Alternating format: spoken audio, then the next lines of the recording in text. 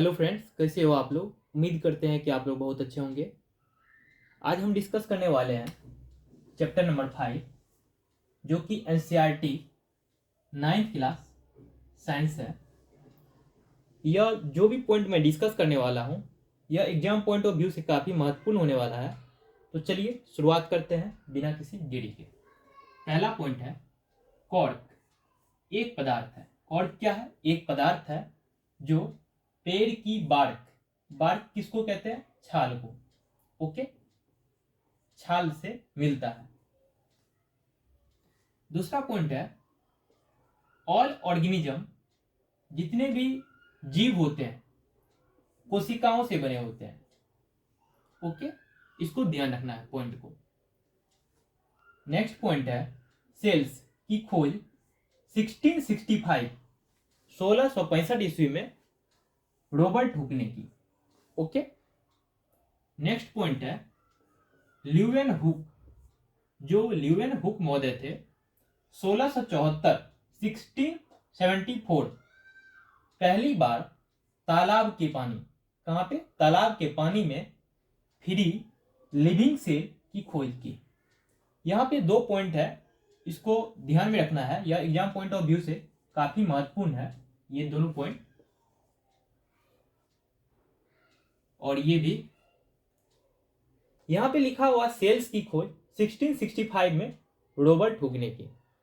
यदि आपसे पूछ लिया जाए कि डेड सेल या सेल की सबसे पहले खोज किसने की, तो रॉबर्ट हुक ने की। कब की? 1665 में। यदि आपसे पूछ लिया जाए living cell, okay, living cell की खोज सबसे पहले किसने की, तो आपको ध्यान रखना है यह ल्यूवेन हुक महोदय थे, जो 1674 में किए। इसके बाद इसको कैसे याद रखना है? एल से ल्यूवेन हुक और एल से लिविंग सेल।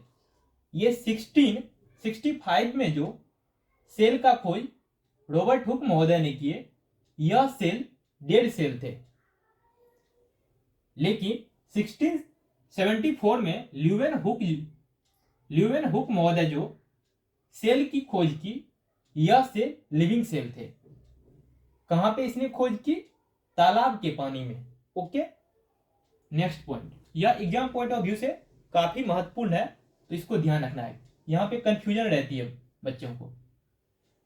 नेक्स्ट पॉइंट है रॉबर्ट ब्राउन। जो रॉबर्ट ब्राउन महोदय थे 1831 1831 में कोशिका में नाभिक की खोज की, न्यूक्लियस की खोज की। कोशिका में किसने? रॉबर्ट ब्राउन ने। कब? 1831 में, 1831 में। ओके, नेक्स्ट पॉइंट है पुरकिंजे।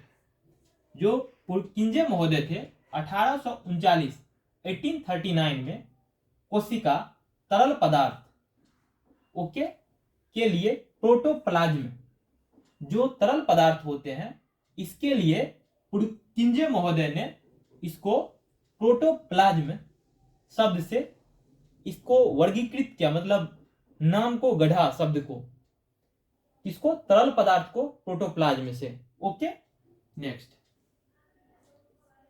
दो बायोलॉजिस्ट थे स्लाइडेन एंड स्वान। यह एग्जाम पॉइंट ऑफ व्यू से काफी महत्वपूर्ण है, तो इसको ध्यान रखना है। जो दो बायोलॉजिस्ट थे स्लाइडेन एंड स्वान, इसके अनुसार सभी प्लांट, स्लाइडेन एंड स्वान के अनुसार सभी प्लांट और एनिमल कोशिकाओं से बने होते हैं। जो प्लांट होते हैं और एनिमल होते हैं, किससे बने होते हैं? कोशिकाओं से बने होते हैं। किसके अनुसार? स्लाइडेन एंड स्वान के अनुसार। ओके, यह कौन थे? बायोलॉजिस्ट थे दोनों। नेक्स्ट पॉइंट है विर्चो। ये विर्चो महोदय 1855 1855 में सुझाव दिया कि सभी कोशिकाएं पहले से मौजूद कोशिकाओं से उत्पन्न होते हैं। विर्चो महोदय का मानना था जो भी कोशिकाएं हैं पहले से मौजूद कोशिकाओं से उत्पन्न होते हैं। जो भी कोशिकाएं नया बनते हैं वह पहले से मौजूद जो कोशिका है उससे ही उत्पन्न होते हैं। ओके, नेक्स्ट पॉइंट है amoeba, chlamydomonas and paramecium and bacteria. Amoeba, chlamydomonas, paramecium और बैक्टीरिया, इन जीवों को एक कोशिकीय यूनिसेलुलर ऑर्गेनिज्म जीव कहते हैं। जो अमीबा है, क्लैमिडोमोनास और पैरामीशियम एंड बैक्टीरिया, यह जीव जो है एक कोशिकीय जीव है। Okay, unicellular organism. Next point है फंजाई, प्लांट, एनिमल। जो फंजाई होते हैं और प्लांट और एनिमल बहुकोशिकीय मल्टी सेलुलर ऑर्गेनिज्म हैं। ओके, तो ध्यान रखना है मल्टी सेलुलर ऑर्गेनिज्म कौन कौन है। जो फंजाई होते हैं, प्लांट होते हैं और एनिमल, जितने भी जंतु होते हैं। ओके, नेक्स्ट पॉइंट है माइक्रोस्कोप से देखने पर हर कोशिकाओं, यदि हम माइक्रोस्कोप से किसी भी कोशिकाओं को देखते हैं तो तीन विशेषताएं, कितने, तीन विशेषताएं मुझे दिखाई देगी। क्या क्या? प्लाज्मा मेम्ब्रेन, न्यूक्लियस और साइटोप्लाज्म। प्लाज्मा मेम्ब्रेन, न्यूक्लियस और साइटोप्लाज्म। नेक्स्ट पॉइंट है प्लाज्मा मेम्ब्रेन। कुछ पदार्थ को, जो प्लाज्मा मेम्ब्रेन होते हैं, कुछ पदार्थ को कोशिका के अंदर और बाहर आने जाने की अनुमति देती है। जो प्लाज्मा मेम्ब्रेन होते हैं, कुछ पदार्थ को कोशिका के अंदर आने और जाने की अनुमति देती है। ओके, इसलिए यहां पे देखिए, और आगे क्या पॉइंट है, प्लाज्मा मेम्ब्रेन कुछ अदर मटेरियल, जो कुछ और भी मटेरियल होते हैं के गति को रोकते भी हैं। जो प्लाज्मा मेम्ब्रेन होते हैं कोशिका के अंदर और बाहर आने जाने की अनुमति देते हैं कुछ पदार्थ को। ओके, और कुछ अदर मटेरियल जो है, कुछ और भी जो पदार्थ हैं, इसके गति को रोकते भी हैं। इसलिए प्लाज्मा मेम्ब्रेन को सेलेक्टिवली परमिएबल मेम्ब्रेन कहते हैं। जो प्लाज्मा मेम्ब्रेन होते हैं, इसका काम क्या होता है, कुछ पदार्थ के कोशिका को अंदर और बाहर आने जाने की अनुमति देना और कुछ मटेरियल्स को के गति को रोकना भी। ओके, इसलिए प्लाज्मा मेम्ब्रेन को सिलेक्टिवली परमिएबल मेम्ब्रेन कहते हैं। यह भी एग्जाम पॉइंट ऑफ व्यू से काफी महत्वपूर्ण है। आपसे पूछ लिया जाएगा प्लाज्मा मेम्ब्रेन को और किस नाम से जानते हैं, तो आप इसको सही मानेंगे, सिलेक्टिवली परमिएबल मेम्ब्रेन। क्योंकि जो प्लाज्मा मेम्ब्रेन होते हैं कुछ पदार्थ को आने जाने देते हैं और कुछ पदार्थ के गति को रोकते भी हैं, इसलिए इसको सिलेक्टिवली परमिएबल मेम्ब्रेन भी कहते हैं। ओके, नेक्स्ट पॉइंट है कार्बन डाइऑक्साइड एंड ऑक्सीजन जैसे कुछ पदार्थ प्रसार नामक प्रक्रिया द्वारा कोशिका झिल्ली के पार जा सकते हैं।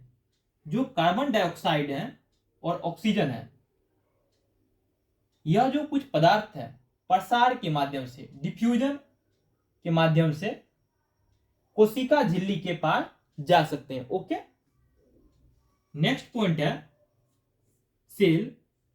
जो सेल होते हैं ऑस्मोसिस द्वारा जल प्राप्त करेगी। ऐसे घोल को, जो सेल ऑस्मोसिस द्वारा जल प्राप्त करते हैं, ऐसे घोल को, ऐसे सॉल्यूशन को क्या कहते हैं, isotonic solution. Okay, next point है सेल ऑस्मोसिस द्वारा जल को खो देते हैं। जो सेल होते हैं, जो उसमें कुछ ऐसे सेल होते हैं जो ऑस्मोसिस द्वारा जल को क्या करते हैं, खो देते हैं, लॉस कर देते हैं। इस तरह के घोल को, इस तरह के सॉल्यूशन को क्या कहेंगे, hypertonic solution, hypertonic solution. Okay, next point है unicellular fresh water, unicellular fresh water के जीव और मोस्ट प्लांट, जीव और मोस्ट प्लांट सेल ऑस्मोसिस के माध्यम से पानी प्राप्त करते हैं। यह भी एग्जाम पॉइंट ऑफ व्यू से काफी महत्वपूर्ण है।